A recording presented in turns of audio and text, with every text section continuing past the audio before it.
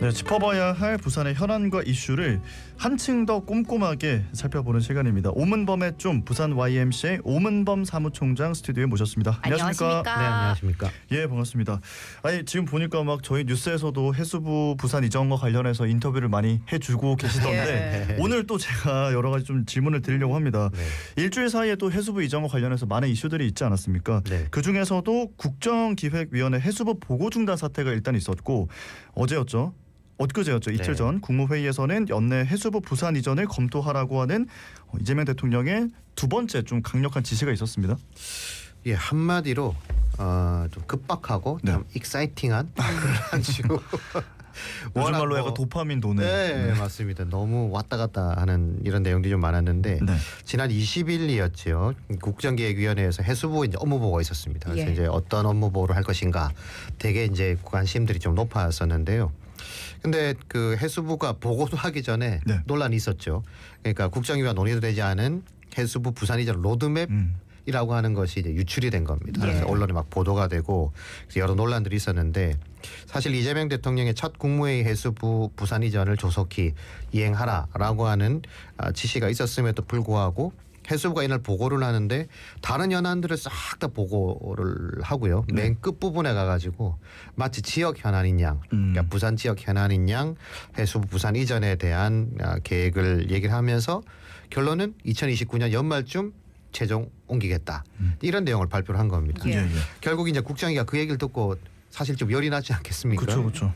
그래서 바로 이제 업무 보고를 중단을 시켰고 그리고 지난 24일 그저께 국무회의에서 다시 이재명 대통령이 무슨 소리냐 연내에 올 12월까지 해수부의 부산 이전을 완료하라라고 하는 이제 업무 지시가 다시 내려간 겁니다. 그러니까 지난 국무회에서는 조속한 이전이었다고 한다면 24일 국무회에서는 날짜를 못 박은 거죠. 그러니까 시기를 못 박고 방식도 뭐 임대든 뭐든 할 수 있는 걸 다 해서 이전을 완료해라 이렇게 이제 지시가 된 겁니다. 예, 그래서 국정기획위원회에서는 해수부의 업무 보고 내용에 대해서 안이하다는 비판의 목소리도 있었는데 보고 내용만 보면 한마디로 이전을 하지 않겠다는 말인가 이런 생각도 마저 들었었습니다. 근데 이전과 관련한 논란에 대해 대통령이 쇠기를 박았다. 요래봐도 무방하지 않겠습니까? 그렇죠. 완전히 쇠기를 박아버린 거죠. 그러니까 이제 그 해수부는 국정위에서 이런 절차였어요.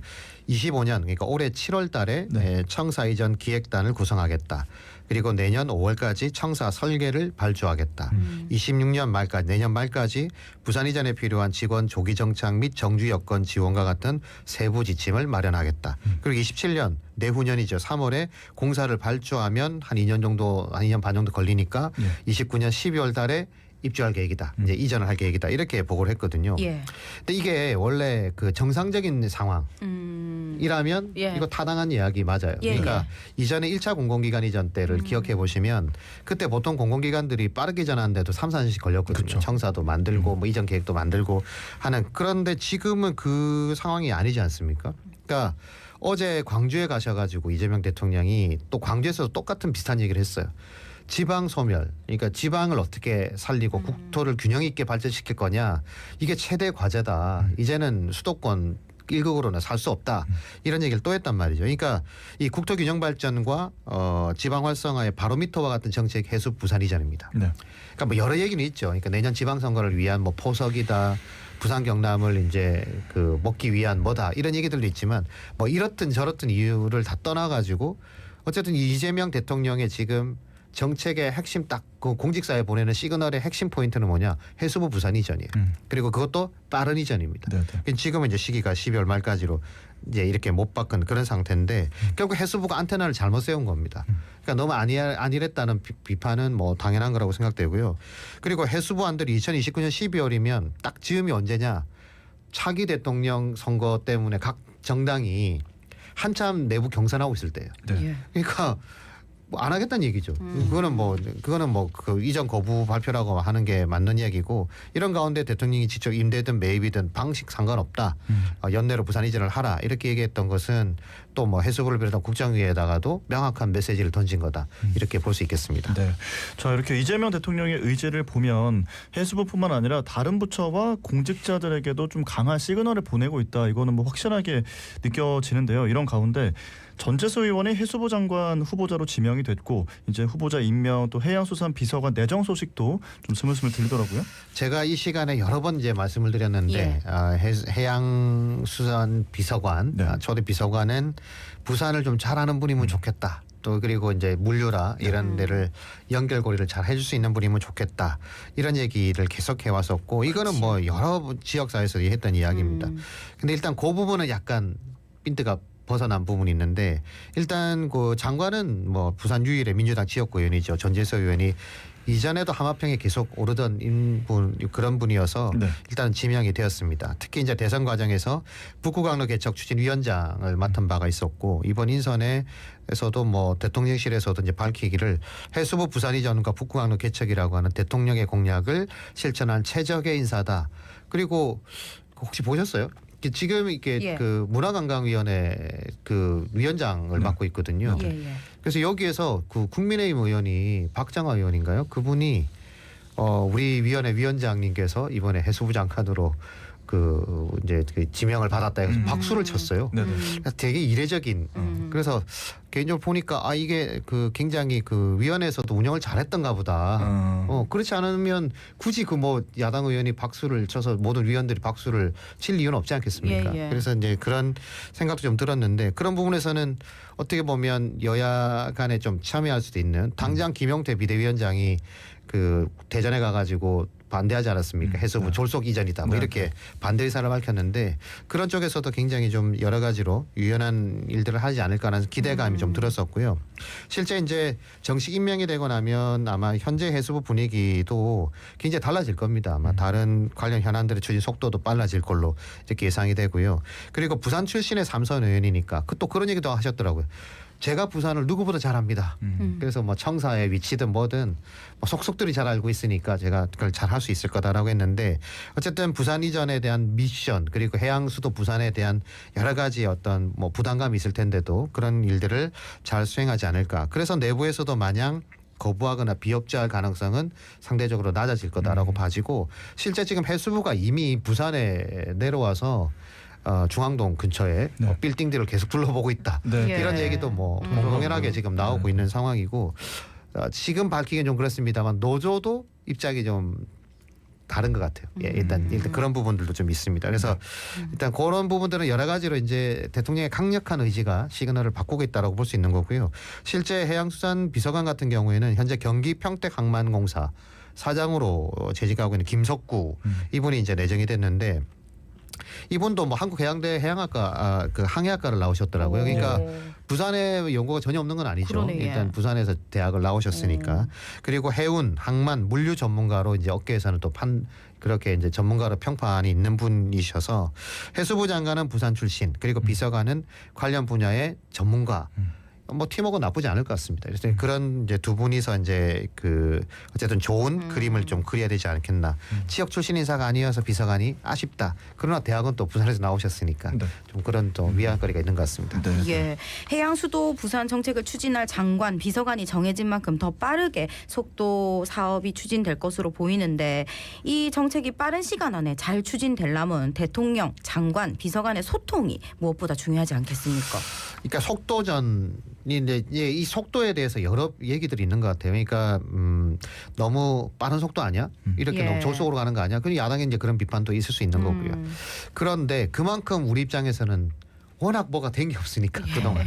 뭐라도 하나 빨리 좀, 절실합니다. 좀 예. 이렇게 진행되면 좋겠다는 생각이고 또 북구강로와 해양수도 문제에 대해서 대통령 후보 시절부터 직접 챙기겠다는 얘기를 여러 번 하셨었고 예. 실제 지금 분위기가 보면 직접 챙기고 있는 건 맞지 않습니까? 그래서 그런 부분들은 또 고무적이고요. 일단 장관은 청문회를 비롯한 임명 절차가 좀 남아 있다 보니까 조금 시간이 걸릴 것 같고 우선은 비서관으로 이제 임명이 되고 나면 기존의 강도영 장관과 함께 정책 플랜을 짤 걸로 일단은 예상이 되고 있습니다. 예. 근데 현재까지 진행된 인사 스타일 이재명 대통령 인사 스타일로 보게 되면 확실한 전문성을 가지거나 아니면 정부의 정책 기조에 대한 이해도가 높거나 이런 분들 아니면 현업에 굉장히 강점이 있거나 이런 분들을 발탁하고 있단 말이죠. 그래서 그런 걸 보면 이 김석구 비서관 내정자도 뭐 전문가라는 평가도 있고 그 평이 그렇게 나쁘지 않은 걸로 봐가지고는 일단 정책 이행 능력을 충분히 갖추고 있지 않을까. 그 정도 인사 검증은 했으리라고 일단 예상해 볼 수 있을 것 같은데요.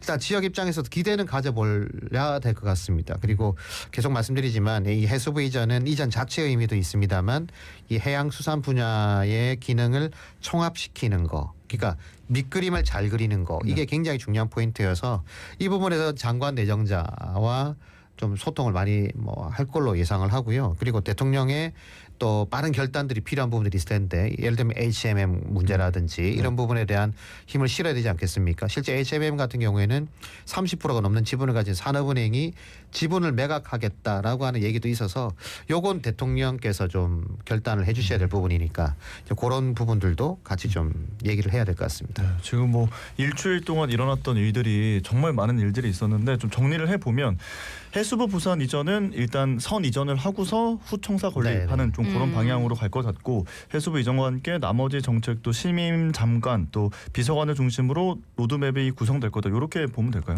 그렇겠죠. 지금은 일단 그러니까 인선되는 게 가장 중요했는데 인선이 끝났으니까 예. 이제 그렇게 되면 나머지 작업들은 이제 새로운 라인업이 이제 그 일들을 끌어나가시게 되겠죠. 그러니까 지금부터가 사실 굉장히 중요한 시간이라고 볼 수 있는 거고 국정위와 해수부 차원에서도 그 어제 북구강로 개척 실무 킥오프 회의를 진행을 했습니다. 네. 그래서 이제 해수부 내에도 북구강로 TF 태스크포스가 일단 구성이 좀 됐고요. 관계 부처들이 참여하는 가칭 북구강로 위원회도 정부 내에 일단 설치될 걸로 이렇게 보여지고 있습니다.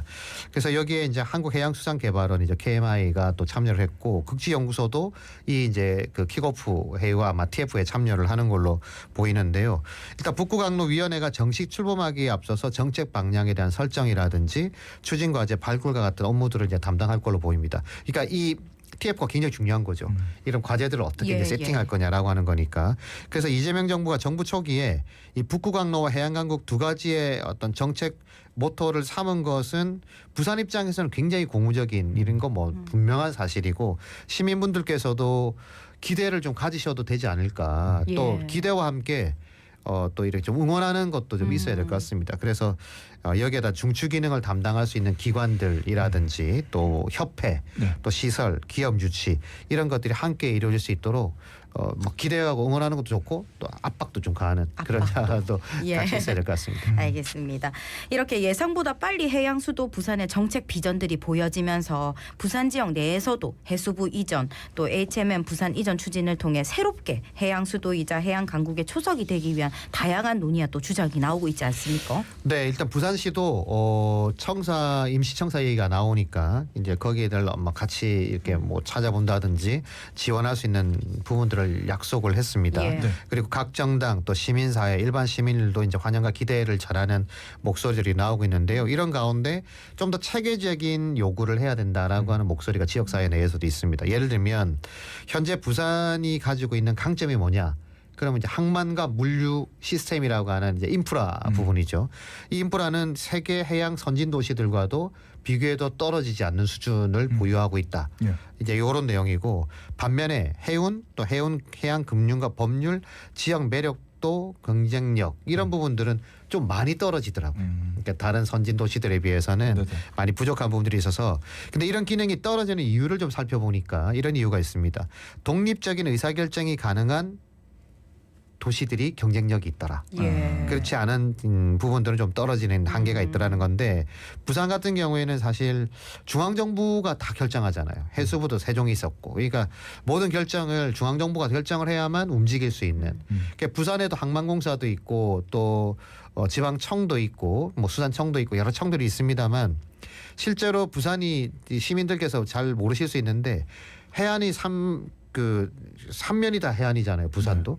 근데 여기에 그 부산이 결정할 수 있는 게 아무것도 없습니다. 이게 다 해수부 관할이라서. 그러니까 뭐 해양 레저를 뭐 하고 싶어도 그게 문화관광부 소속이거든요. 그러니까 우리가 뭘 할 수 있는 게 아무것도 없어요. 근데 그랬던 부분들이 결국에는 해양도시 부산을 경쟁력을 키우는데 이제 한계가 있었다라고 하는 부분들이 있어서 그런 부분들을 좀 바꿔야 된다는 거거든요. 싱가포르 잘 아시는 것처럼 단일 도시 국가형이죠. 상하이나 홍콩은 강력한 통제 경제형입니다. 국가가 대신 결정권을 확실하게 밀어주고 있는 그런 도시죠. 예. 런던, 로테르담, LA 같은 데는 또 강력한 분권 도시형 도시들이죠. 그러니까 자기들이 다 결정할 수 있는 그런 형태를 가지고 있는 겁니다. 근데 부산은 그렇지 못했다는 거여서 부산에 이제 그래서 중추 기능을 투입하려면 중앙정부가 결정을 해야 되는데 그런 결정하려니까 강력한 공무원들이 반대하고 있으면 어렵지 않습니까?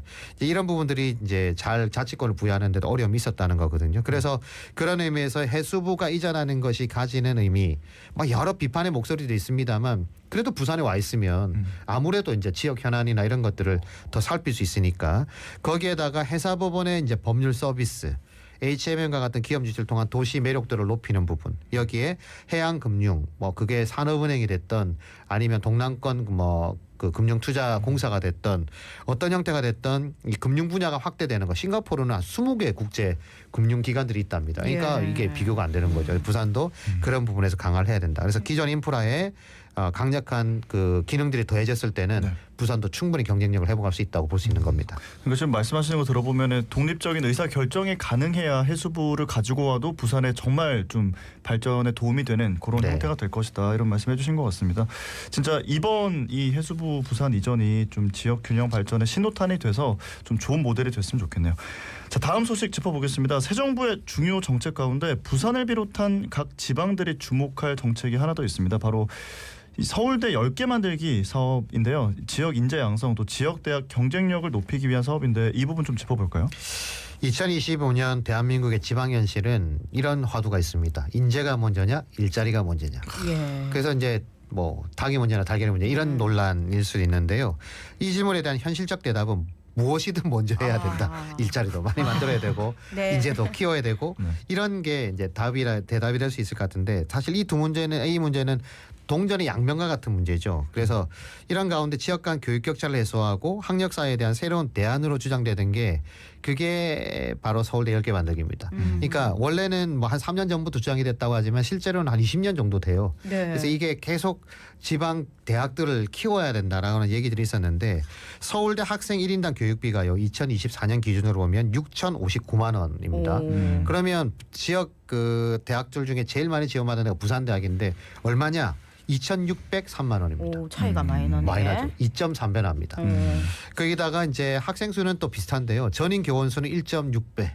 그리고 행정 직원 수는 무려 3.6배가 서울대가 많습니다. 그러니까 그 학교의 경영을 지원해주는 인력들이 네. 거의 3.6배면 거의 4배 아닙니까? 그렇죠. 그러니까 부산대 한 명이면 서울대 4명이라는 얘기죠. 그러니까 이게 비교 자체가 안 되는 겁니다. 물론 일각에서는 그럼 서울대 수준이랑 부산대 수준이 같냐?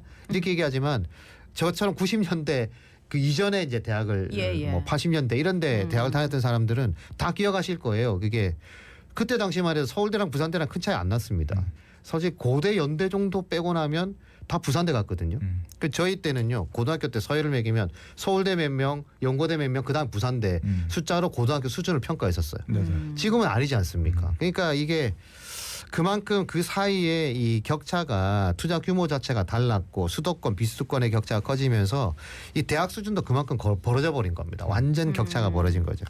이런 격차를 해소하기 위해서 적어도 지거국에 대해서만이라도 서울대 수준의 100%는 아니어도 한 7, 80% 수준으로는 올려서 지역 혁신을 이끌 교육기관을 양성해야 된다. 이런 주장이 바로 서울대 10개 만들기가 되겠죠. 예, 그래서 정부의 이런 정책 기조에 맞춰서 과기부가 업무 보고를 하면서 지거국 5곳을 대상으로 세계 수준의 연구 중심 대학으로 육성하겠다는 입장을 밝혔습니다. 연간 대학별로 1천억 원을 10년간 지원하는 내용이지요. 예, 아직은 계획 단계고 뭐 풀어야 될 과제들도 분명히 있을 겁니다. 근데 그런 가운데 우선 그 과기부가 지거국 5곳에 대해서 10년간 1조 원씩, 그러니까 매년 1,000억씩을 이제 지원하겠다라고 한 건데 지역 자율형 연구개발 체계 구축을 만들어서 지역 균형 발전의 동력을 삼겠다라고 하는 이제 발표를 했습니다. 과기부는 이제 과학기술의 관점에서 현재와는 좀 다른 형태의 학생 선발 그리고 교원 임용 체계 개편을 할 5개의 지역 거점 국립대학교를 중심으로 해서 이공계 중심 연구대학을 삼겠다. 그리고 지정을 하고 이 대학들을 세계 100대 대학 내로 최소한 3개 대학은 진입시키겠다는 그런 계획을 내놓은 건데요. 예를 들면 부산대학 같은 경우에는 기계와 해양 관련 전문대학으로 그리고 전남은 뭐 신재생 에너지 분야를 담당하는 형태로 이렇게 5개 대학의 과학기술 분야의 주요 핵심 전략들을 이제 그 육성하는 그런 기능을 하겠다라고 하는 거거든요. 여기에다가 거점 대학과 국제기관들 간의 협력 체계를 구축해서 뭐 공동 연구를 한다든지 네. 또 R&D 연구 체계를 구축한다든지 그래서 지역의 연구 인력과 기관 투자 규모에 맞춰서 연구 지원 시스템을 구축하도록 지원하겠다라고 하는 건데 어쨌든 서울대 10개 만들기 정책과 이제 관련성을 가지고 있는 정책으로 봐지고요. 또 교육부 장관이 새롭게 임명되면 여러 부처들의 정책을 모아서 아마 정책이 좀 더 구체화되지 않을까 이렇게 보고 있습니다. 근데 이제 일각에서 나오는 얘기가 지난 정부에서 추진했던 글로컬 대학 사업 그리고 또 이 지거국 중심의 육성 사업 이게 좀 겹치지 않냐, 중복 투자되는 거 아니냐 이런 우려의 목소리 있더라고요. 어떻게 보십니까? 이 글로컬 대학에 지정된 상당수의 학교들이 다 지거국이거든요. 네. 뭐 예. 부산대를 비롯해서 그래서 부산은 이제 부산대가 교대와 통합한 형으로 이제 만들어지긴 했는데 하여간 이제 이 글로컬 대학들도 5년간 매년 300억씩에서 1,500억 원을 지원을 받게 됩니다. 그리고 과기부가 제시한 정책이 시행된다. 그리고 그중에 한 5개 대학은 연간 1,000억 규모를 지원받게 된다고 했을 경우에 이제 만약 교육부가 본격적인 사업을 추진하면 여기에 좀 돈이 더 붙지 않겠습니까? 근데 이제 이게 좀 중복될 수는 있겠죠. 그래서 이제 이걸 잘 정리하는 작업들도 분명히 필요는 해 보입니다. 근데 아직은 그러나 이제 명확한 지원 방향이나 어떤 식으로 각 지거국 대학들을 특화할 것이냐라고 하는 것은 나와 있지 않아서 그래서 이제 일각에서는 그런 주장도 나오죠.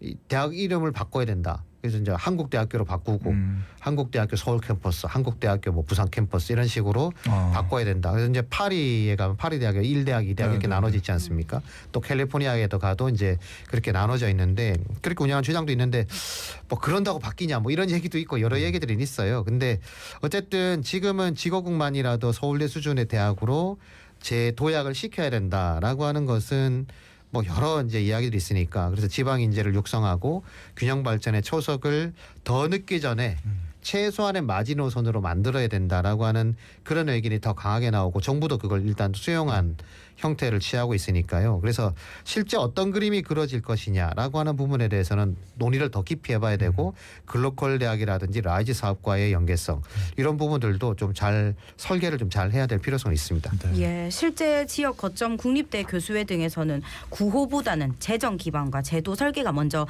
마련돼야 한다 이런 주장이 강하게 나오지요. 그러니까 서울대 수준의 7, 80% 말이 쉽지 한 3천억 정도 각 대학마다 그러면 9개 대학을 하면 2조 7천억 정도가 예. 되는 거죠. 네. 그러니까 매년 2조 7천억을 만들어야 됩니다. 그럼 서울대는 그러면 더 안 올릴 거예요. 서울대도 좀 더 지원해야 돼. 그럼 한 3조 원 가까운 돈을 만들어야 되는데 아직 이 재원을 어떻게 할 거냐라고 하는 것에 대한 계획은 없어요. 그래서 여기에 이제 그 세수가 많이 줄어들지 않았습니까? 그렇죠. 그러다 보니까 당장 가용할 수 있는 재원도 마땅치 않고 10년 이상 지속적으로 3조 원 가량을 투입하려고 그러면 이게 참 만만치 않은 그런 과제인 건 분명하죠. 그래서 이제 글로컬 대학도 대학 혁신을 전제로 지원하는 제도인데 사실 통합 그리고 이제 자율 전공 뭐 이런 것들을 빼고 나면 사실 기억에 남는 내용이 잘 없어요. 그래서 앞으로 이게 5년간 지정된 대학들이 어떤 형태로 갈 것이냐라고 하는 혁신 상황을 지켜봐야 될 부분도 남아 있는데요. 일단 국정과제로 선정이 되면 빠른 시기 안에 아마 대학은 물론이고 다양한 이해관계 그룹들 간에 논의하는 공론장이 좀 마련될 것 같긴 합니다. 예. 그래서 이제 재정 구조는 어떻게 할 것이고 어떤 기준으로 지원을 하고 어떤 분이 대학 혁신을 어떻게 가져갈 거고 이런 내용들이 이제 만들어질 건데 저는 일단 정권이 바뀌어도 지금 당장 글로컬 대학, 라이즈 사업 이런 사업들이 어쨌든 지역 대학들을 육성하는 사업들인데 이게 서울대 10개 만들기가 맞물리면서 이거 중복되는 거 아니야? 뭐 이 사업들 다 없어지는 거 아니야? 이런 논란들이 있잖아요. 그래서 정권이 바뀌더라도 변하지 않을 지역 인재 양성 프로젝트 그게 뭐 서울대 10개 만들기가 됐던 다른 형태가 됐던 이 상생 모드 그리고 이제 지거국과 중심으로 해서 지역 대학들 간의 상생 모델 이런 부분들에 대한 그 모델링을 정말 설계를 잘 할 필요성이 있어 보입니다. 그리고 또 하나 부산만 하더라도 해양수대 비전이 나오지만 결국 이 정책이 실현되려면 결국 부산 지역에서 양성되는 지역 인재들, 특히 해양 분야에 특화된 해양 법률이 됐든 해양 금융이 됐든 이런 쪽에 특화된 인재들을 만들어야 되는데 지역 대학의 경쟁력이 떨어지는 상황이 되면요, 결국 무용론이 나올 수도 있어요. 그거 봐. 수도권에는 좋은 인재들 안 내려오지. 부산에 있는 인재들은 한계로 딸리고 있지. 어떻게 할 거야? 이렇게 나올 수 있으니까 그런 부분에 대한 고민거리도 같이 만들어야 될 것 같습니다. 뭐 한계나 고민거리도 분명히 있다 이런 말씀이신 것 같아요. 자, 이재명 정부가 추진하는 해양 강국 국토 균형 발전을 성공적으로 추진하기 위해서는 지금 저희가 오늘 얘기했던 뭐 지역 대학 살리기, 지역 인재 양성 이런 것들이 궤를 같이 해서 함께 가야 한다. 이 이야기를 지금 계속 해주시는 거잖아요. 네, 그렇습니다. 그러니까 부산에는 해양 관련 대학들이 많죠. 예. 한국해양대학도 있고 또 부경대학도 있고 네. 또 부산대를 가더라도 뭐 조성화학과나 해양학과들이 있습니다. 네. 그래서 이제 근데 이 대학들이 저는 경쟁을 하면 안 된다고 생각해요. 물론 뭐 딱 일치되는 건 아니니까. 그렇지만 이제 그 어쨌든 경쟁하는 구도보다는 각각의 특화된 형태를 어떻게 더 발전시킬 거냐라고 하는 그 과제가 있고 네. 또 이 세 개 대학만 갖고는 좀 어렵잖아요. 그래서 이제 다른 대학들도 다른 사립대학들도 이런 분야에 대한 부분들을 어떻게 잘 투자해서 인재를 예. 키울 거냐라고 하는 그런 전략도 함께 세우는 게 좀 중요해 보이는 부분들도 있습니다. 그리고 해양산업이라는 게 사실 그 분야만 뚝 떨어져 있는 게 아니잖아요. 제가 앞서도 말씀드렸던 것처럼 법률도 있고 금융도 있고 또 어떤 물류도 있고 여러 산업 분야들이 있고 거기다 레저나 해양 관광 분야도 있단 말이죠. 그러면 이게 분야가 굉장히 넓어집니다. 그래서 이 넓어지는 속에 결국에는 융합과 복합이라고 하는 것들을 어떻게 잘 만들고 여기서 또 이제 그 R&D와 같은 혁신 과제들을 어떻게 끌어갈 거냐라고 하는 것도 중요한 부분이잖아요. 그래서 지역 대학의 경쟁력 회복과 함께 이런 분야에 좀 더 집중하는 그런 부분들이 좀 필요하다라고 하는 거고 이 정도 규모의 100대 대학이 하나도 없으니까 이제 그런 것들을 좀 키우는 네. 그런 과제로 갔으면 좋겠다. 네. 이런 말씀을 드리고 싶습니다. 네, 오늘 말씀 여기까지 듣겠습니다. 고맙습니다. 감사합니다. 발레리나 김주원입니다. 단 한 번의 무대를 위해 수천